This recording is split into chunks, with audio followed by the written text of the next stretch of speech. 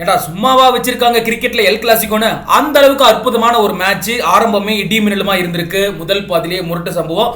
S Chennai Super Kings versus Mumbai Indians அணியோட முதல் பாதி செமையா முடிவுக்கு வந்திருக்கு. என்ன நடந்திருக்கு இந்த முதல் பாதியில அப்படின்றத பத்தி டீடைல்டா பார்க்கலாம்.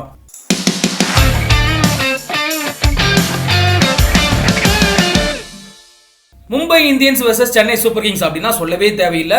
சச்சின் டெண்டுல்கர் எம்எஸ் தோனி காலத்துல இருந்து அப்படியே ரோஹித் சர்மா எம்எஸ் தோனில இருந்து இப்போ ஹர்திக் பாண்டியா வர்சஸ் ருத்ராஜ் கெய்க்வாட் மாறி இருக்கு. ஆனாலும் கூட இந்த ரசிகர்கள் சண்டை முடிஞ்ச பாடு இல்ல. 2024 ஐபிஎல் தொடரோட 29வது லீக் போட்டியில இன்னைக்கு மும்பை இந்தியன்ஸ் அணியும் சென்னை சூப்பர் கிங்ஸ் அணியும் மோதினாங்க. இந்த போட்டியானது மும்பையில் இருக்கக்கூடிய வான்கடே ஸ்டேடியத்தில் தொடங்குச்சு. இதுல முக்கியமான விஷயத்தை பார்த்தோம் அப்படின்னா ஹர்திக் பாண்டியா தலைமையிலான மும்பை இந்தியன்ஸ் அணியை பொறுத்தளவுக்கு முதல் 3 போட்டியில தோல்வி அடைஞ்சு அடுத்த 2 போட்டியில கம்பேக் கொடுத்திருக்காங்க. சிறப்பா இப்பதான் தொடங்கி இருக்காங்க ஐபிஎல் தொடர. அதுவே சென்னை சூப்பர் கிங்ஸ் எடுத்துக்கிட்டோம் அப்படின்னா சேப்பாக்கம் மைதானத்துல மேட்ச் அப்படினாலே சிஎஸ்கே தான் வின் அப்படின்ற அளவுல ஆடிட்டு இருக்காங்க. ஆனா அவே கேம்ஸ்ல பயங்கரமா சொதப்பி இருக்காங்க. இதனாலே இந்த போட்டி மேல ஏகப்பட்ட எதிர்பார்ப்பு. டாஸ் வின் பண்ணாரு மும்பை இந்தியன்ஸ் கேப்டனான ஹர்திக் பாண்டியா பவுலிங் சூஸ் பண்ணாரு.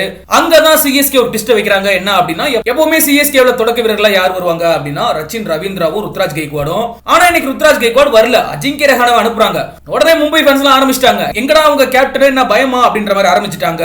அஜிங்கே ரஹானே 8 பந்துகள் 5 ரன்கள் எடுத்து வெளியேற அதற்கு ஒரு முக்கிய காரணம் என்ன அப்படின்னா போன ஐபிஎல் சீசன்ல அஜிங்கே ரஹானே தான் மும்பை இந்தியன்ஸ் பொலபொலன்னு பொளந்தாரு. சோ அது ஒரு ஸ்ட்ராட்டஜியா கூட வச்சிருந்திருக்கலாம். எப்ப வந்தா என்னடா எப்படி அடிக்கிறோம்ன்றதா முக்கியம் அப்படின்ற மாதிரி ஒன் டவுன் வந்தாரு. கேப்டன் ருத்ராஜ் கெய்க்வாட் 6 போர்னு விளாச ஆரம்பிச்சாரு.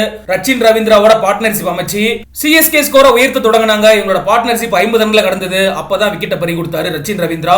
மொத்தமா 16 பந்துகளை 21 ரன்கள் எடுத்து வெளியேற சிவம் டிவே உள்ள வரதுக்கு முன்னாடியே ஸ்பின்னர்ஸ் ஓவர்லாம் முடிச்சிடணும் அப்படின்ற மாதிரி ஹர்திக் பாண்டியா அவசர அவசரமா ஸ்பின்னர்ஸ்க்கு ஓவர் கொடுத்துக்கிட்டு இருந்தாரு. பட் சிவம் டிவே என்ட்ரி ஆகிட்டாரு. அப்புறம் என்ன வெளுப்பு தான். ஒரு பக்கம் ருத்ராஜ் கெய்க்வாட் பறக்க விடுறாரு, இன்னொரு பக்கம் சிவம் டிபே தெறிக்க விடுறாரு.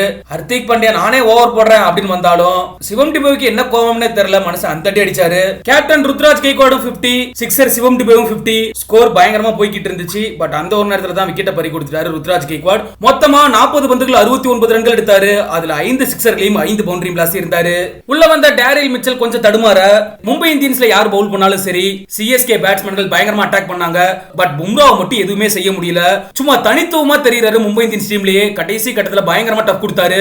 கடைசியா விக்கெட்டை பறி கொடுத்தாரு டேரியல் மிச்சல். மொத்தமா 14 பந்துகள்ல 17 ரன்கள் எடுத்து வெளியேற சிஎஸ்கே ரசிகர்களுக்கு அவ்வளவு சந்தோஷம். என்ன காரணம் அப்படின்னா உள்ள வந்தது தல தோனி.